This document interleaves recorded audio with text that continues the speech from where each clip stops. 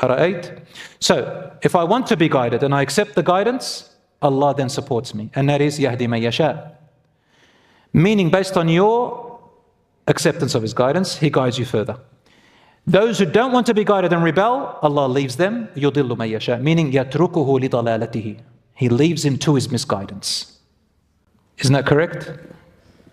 Wadah inshaAllah. And I know you asked me for the rest of the audience. Jazakallahu khair. This brother who we spoke about before, who is coming from a Hindu religion, is in a dilemma of converting to Islam or reverting with his parents.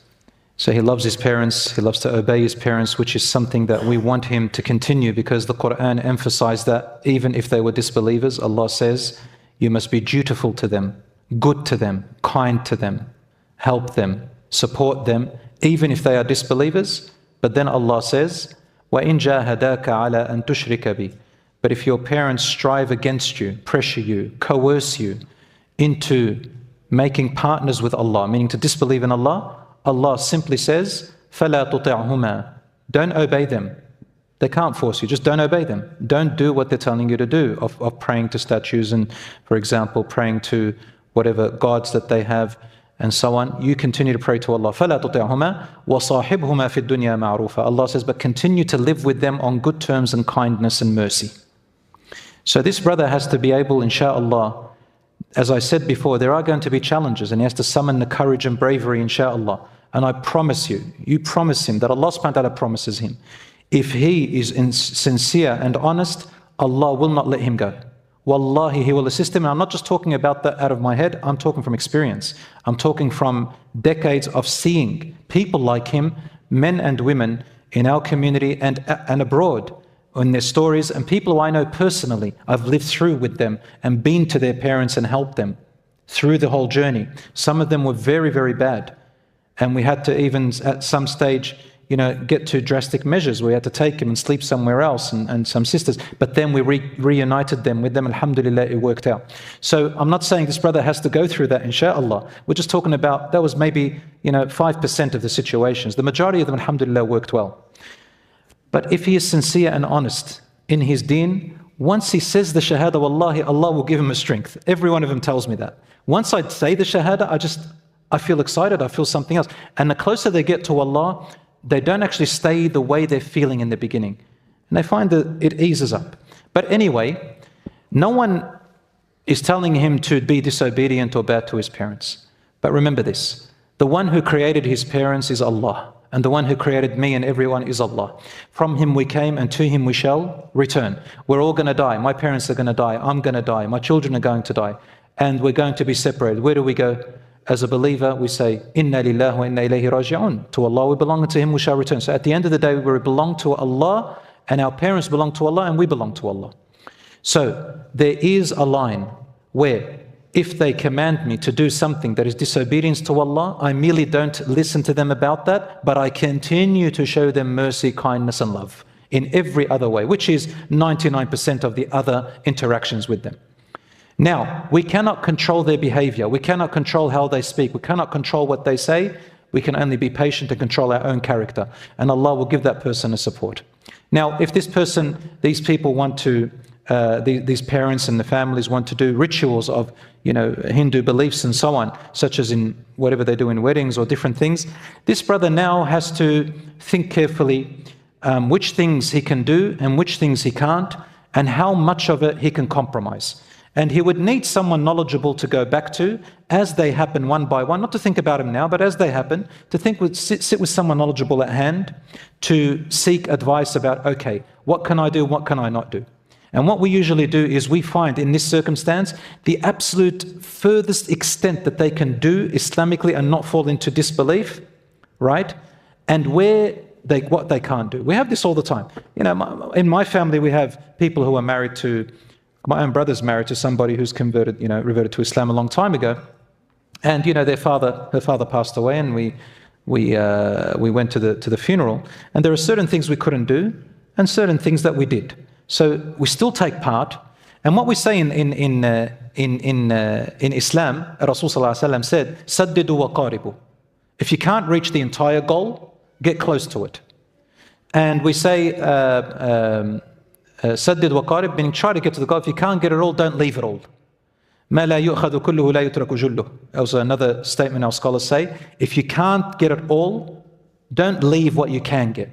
So if I can't share in all the rituals that my parents have in my family, whether it be wedding or anything else, let me see what I can share with them. I don't just say I'm out completely, nor do I go all the way in. There is a line and boundary which, inshallah, they will start to understand and learn. So I can go to that, I can do the ritual, but avoid the actions, avoid saying, partaking in the words.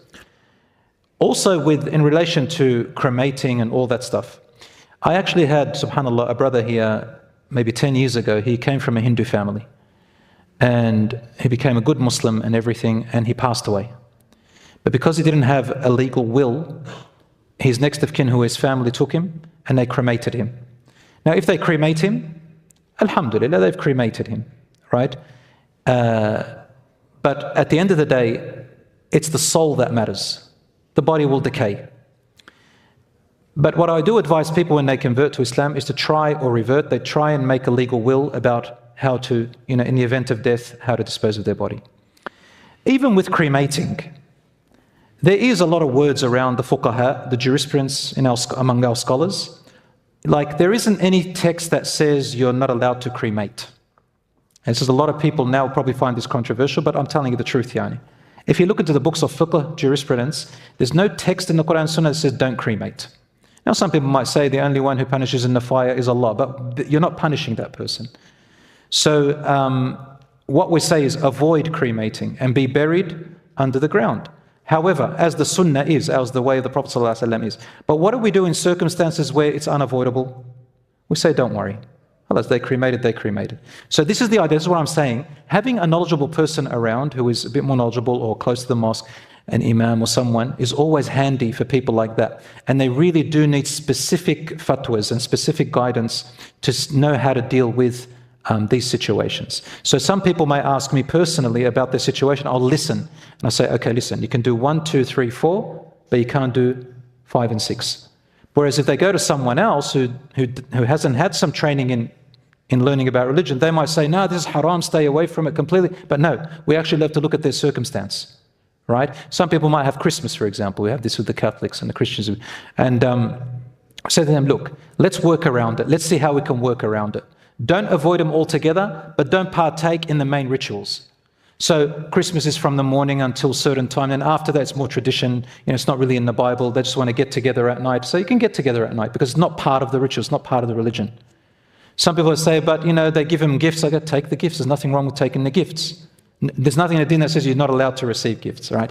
But once you partake in an actual religious practice, wording or actions, this is where we say draw the line.